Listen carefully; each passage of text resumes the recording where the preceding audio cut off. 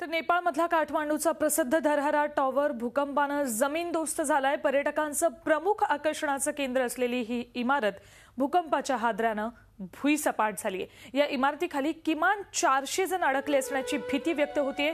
यात पर्यटकांची संख्या जास्त असण्याची शक्यता आहे। दरम्यान भूकंपाच्या या नैसर्गिक आपत्तीतही प्राचीन पशुपतीनाथ मंदिर मात्र सुरक्षित आहे।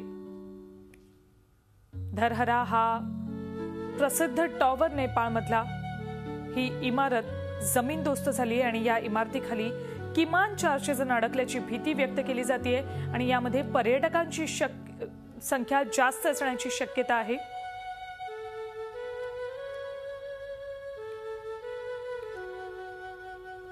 भूकंपानंतर पशुपतीनाथ मंदिर मात्र सुरक्षित आहे। तर दुसरीकडे ही एका ठिकाणी आपण दृश्य पाहतोय नेपाळमधल्या धरहरा या जगप्रसिद्ध टॉवरची इमारतीची मात्र ही इमारत जमीनदोस्त झाली आहे आणि या इमारतीखाली किमान 400 जण अडकल्याची भीती व्यक्त केली जाते आणि त्यामध्ये पर्यटक जास्त असण्याची भीती व्यक्त होतीये।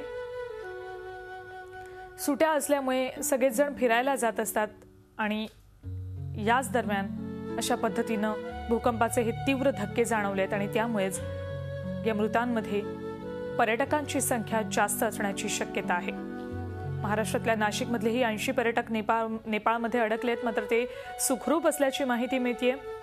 पण या भूकंपाच्या दोन्ही झटक्यांनी नेपाळमध्ये मोठी जीवित आणि वित्तहानी झालेली आहे।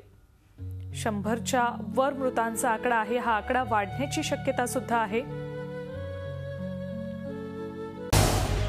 झी 24 तास रहा एक पाऊल पुढे।